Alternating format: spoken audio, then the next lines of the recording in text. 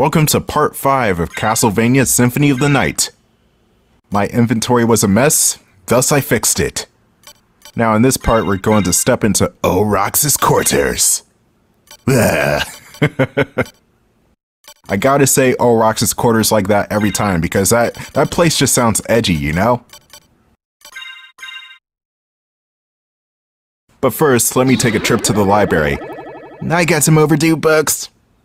And that's the main reason why I go to YouTube for everything, including audiobooks. Because why buy a book when you can listen to it, right? That's how I read, quote-unquote, read the 2001 Space Odyssey novel. I just put it on YouTube as background noise. And I'm still just as confused as watching the movie because it's a Space Odyssey. Anyway, I'm selling off all my jewels here.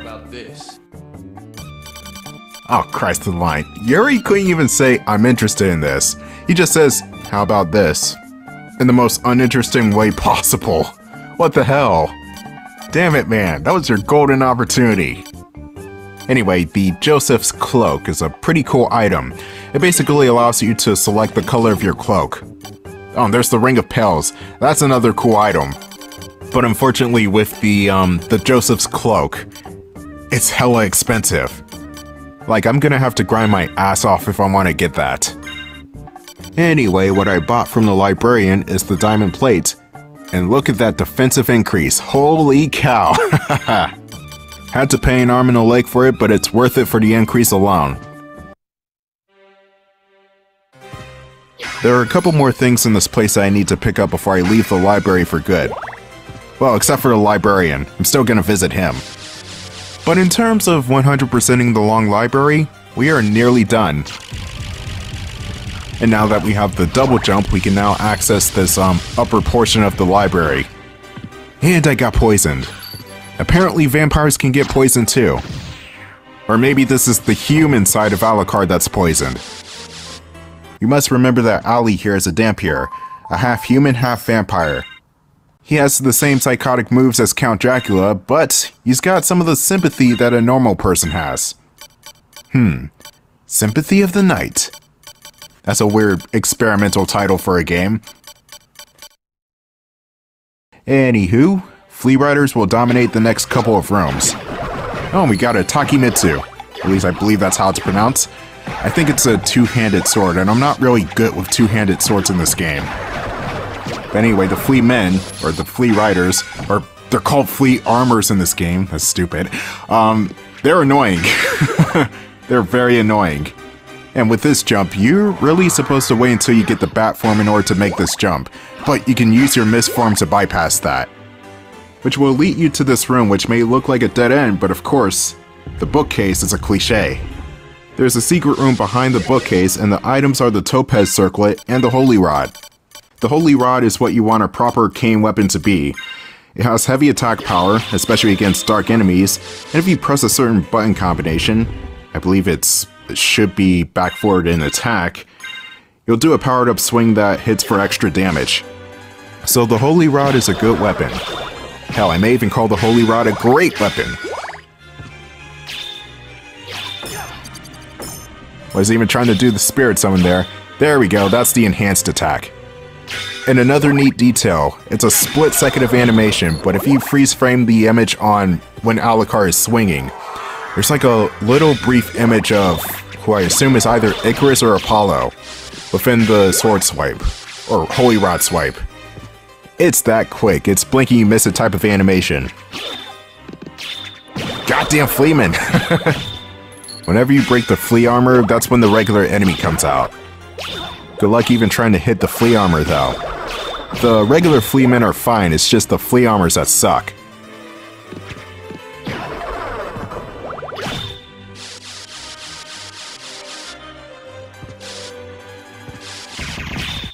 Oh, what do we have here? A random boss fight out of nowhere. This is the Lesser Demon. It dies gloriously quick.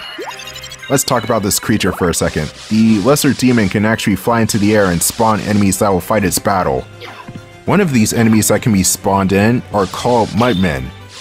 This is the only opportunity in the game where the Mudman monster will make an appearance.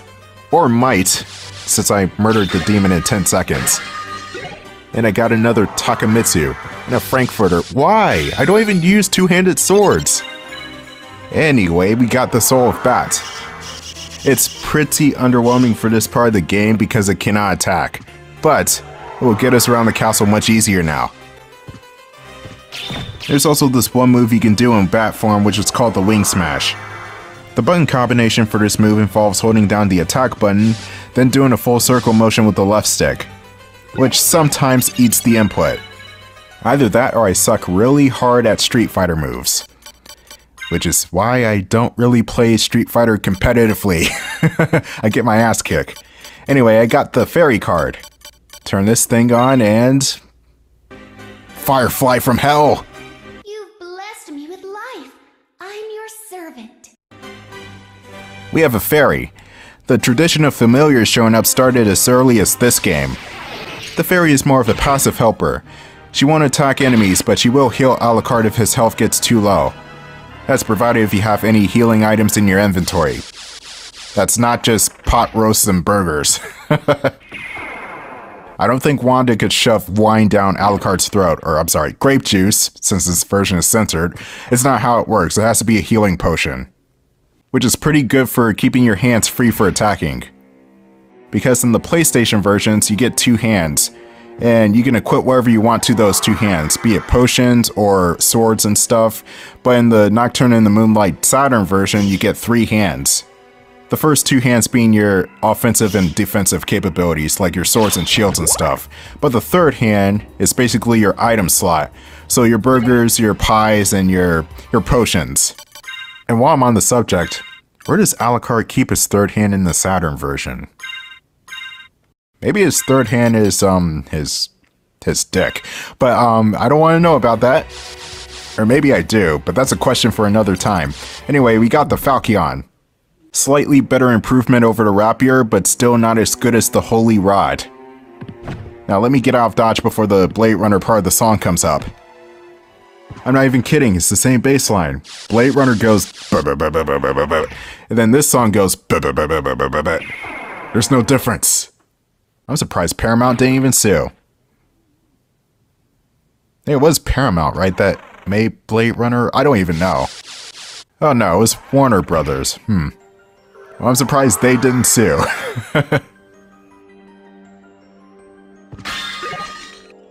Olrox's quarters is a larger area. There will be plenty of items in this location. Some are good, others are average. But Olrox's quarters compared to some other areas is kind of unique. Let's start with the owner of this section, Count Olrox. He's a vampire who is considered an oddity among other vampires. He does not possess the desire for sadism, but his motivations are fueled by curiosity and is thrilled by dangerous experiences.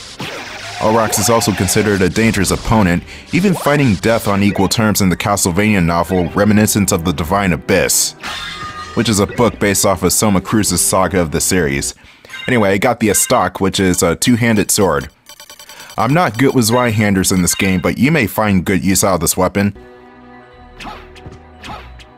Yeah, too slow for my taste, and it pushes Alucard forward, which may get you unintentionally hit, so I'm switching everything back. But anyway, back on the subject of Olrox. Olrox is based off of Count Orlok from the 1922 film Nosferatu, and in the boss fight with Olrox, he has 666 HP, a reference to the devilish number of the beast. So it seems like we have a boss fight on our hands. It also appears that Olrox has a larger role in the Netflix adaptation. Oh, we got the sword card. I love this familiar.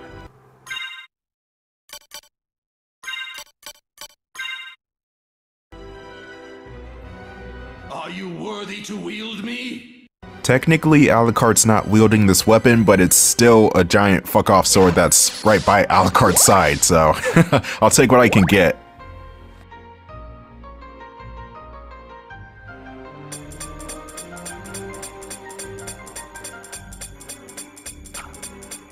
Sorry, but you're gonna have to serve that life sentence. One thing about the summons in this game is that they level up after extensive use. The fairy, even though she doesn't fight, she gets EXP from just being summoned and seeing Alucard take enemies out. Same thing as the sword, it will gain EXP regardless of whether or not it gets the final blow or you do. We got 3 other summons that we haven't discovered yet, and I'm gonna be straight up front with you. The other 3 summons pale in comparison to these 2 summons I have right now. The demon does have its uses, like it will open gateways for you. The bat, I think is useless, and the ghost, I also think is useless. So yeah, it's mainly just sword and fairy for me.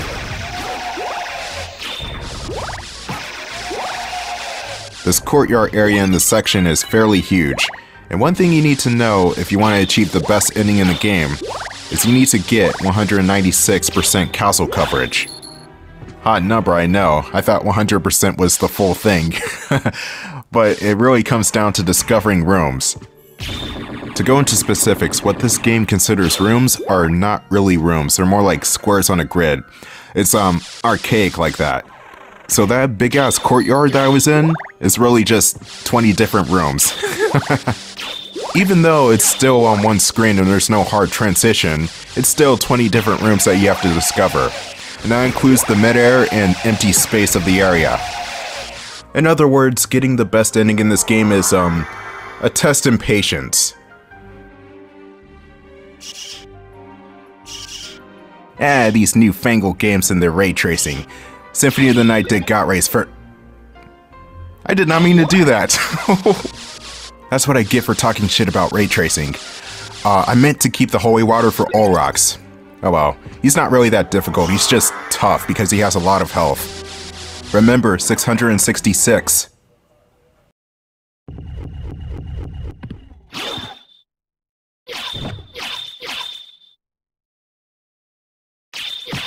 Olrox is the first boss in the game to use the track Death's Ballad. It's one of the more ominous sounding scores in the game. Anyway, Olrox has 2 phases. In his normal human form, he has some abilities that are kind of similar to Alucard's, but with a twist. He'll sometimes summon floating skulls that will slowly chase you across the screen. These are easy to avoid. The attack you really want to watch out for, in his first phase, are the ones where he'll spawn a pillar of fire, or pillars of fire, from down below in a pattern. And here's Olrox's true form. He's Dr. Kirk Connors from Spider-Man. Except he had 2 arms to begin with. This is where shit gets real. Olrox will begin to hit harder and more constantly with his laser breath attack. The laser itself does not do damage, but the explosion sure does. Olrox will also shoot fireballs that start out at a nice steady pattern and pace, but will start to get faster and faster when he takes more damage. The true form also has higher defense. Your best bet is chopping off Olrox's appendages. So getting back to Kirk Connors.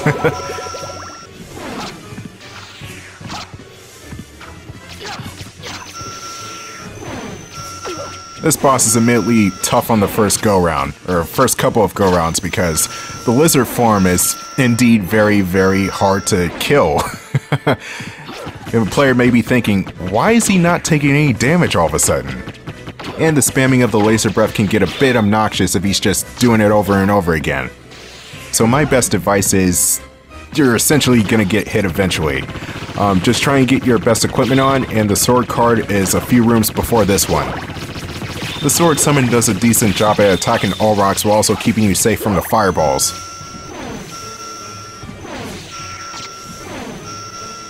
Okay, this isn't Contra, what's with the freaking lasers?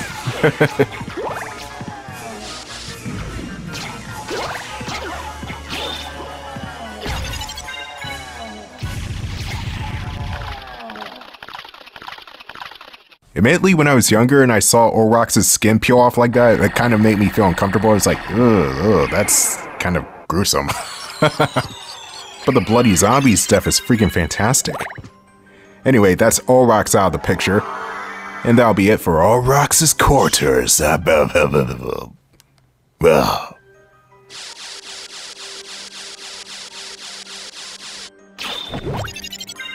Echo of the Bat, self-explanatory. This will give the bat form echolocation, which is useful for one situation, but in order to put that move into action, you must go to the underground caverns. There are plenty of monsters downstairs that are going to be on the tougher side.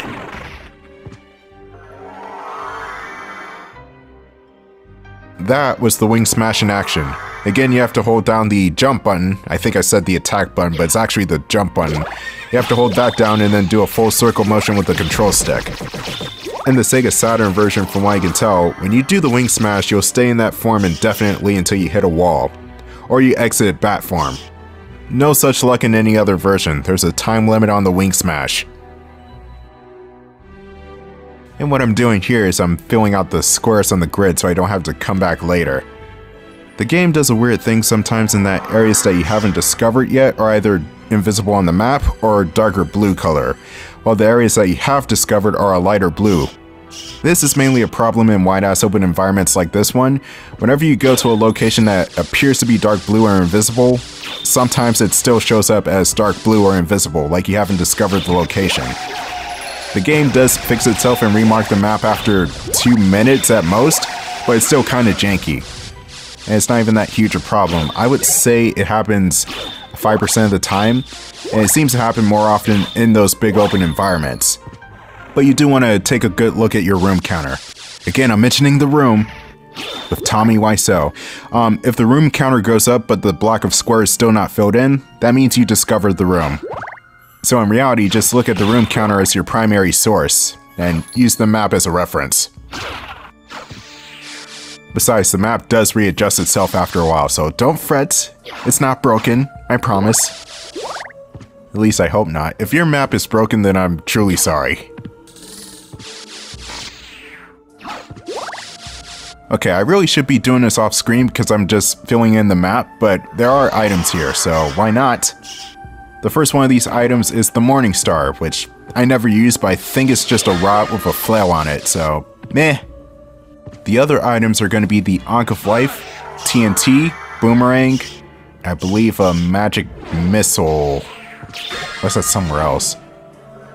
Okay, I'm unsure of the magic missile for the time being, but I know the dynamite's in here. There's the dynamite, and the Ankh of Life should be in here. There we go. Just a few more items down below, which I think this one is, okay, Shuriken. Cool. Alucard's a ninja. Actually, that'll be Maria in this case, is it? There's the magic missile. I was right. You play a game enough times and you instinctually know where certain things on the map are. Provided you're not playing a roguelike game like 20XX or something like that. Has anybody ever played 20XX? It's like a Mega Man style platformer, but it's randomly generated because it's roguelike. And it's weird. Still a fun game though, even though it's a roguelike. I don't really hang with roguelike games.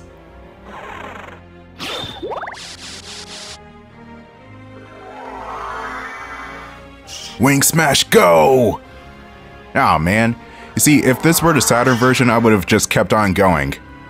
I don't know why Konami changed that mechanic, but oh well. Here's the bat card. It summons a bat to come help you fight, and this bat is extremely weak. It does, however, have a crush on Alucard when he's in bat form.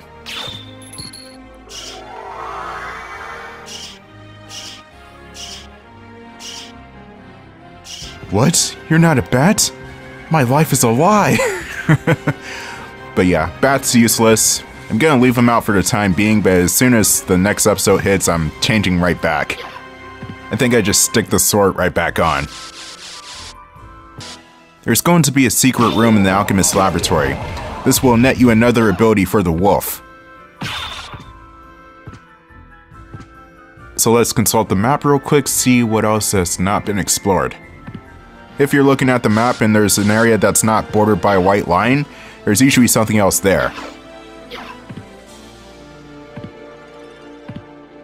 Go through here, and now that we have the bat form, you just fly straight up. And here's one of the few areas in this game that carries the more rare sub-weapons. Well, there's an axe there, but an axe is not that rare. Here's the skill of Wolf. It's a move where if you dash with the wolf, he will become a force of nature.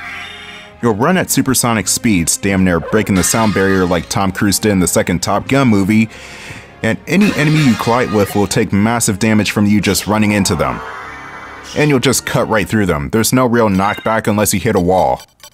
Which is bound to happen and kind of funny to see, because the wolf runs so damn fast. Like Alucard straight up stole Sonic the Hedgehog's shoes or something. And speaking of Sonic, before we go to Underground Zone, if anybody gets the reference, we must first go to the castle entrance. There are a bunch of secret rooms up above, but first I'm just gonna go to the castle gate. There's no real difference in this room since the beginning of the game. Only bloody zombies make an appearance, but that's about it. And the enemies go down in one hit now. But since Symphony of the Night follows RPG logic, the enemies in this location will now give you 1 EXP. It's because you're too strong. Alucard's way too strong now.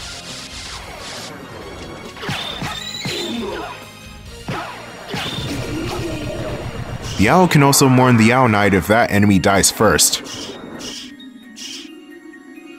Alright, now we got the Power of Wolf, which is, oh wait a minute, this is the sprinting one. But what's the skill of Wolf then? Looking it up. Okay, the skill of Wolf is, where you swim in water as the wolf.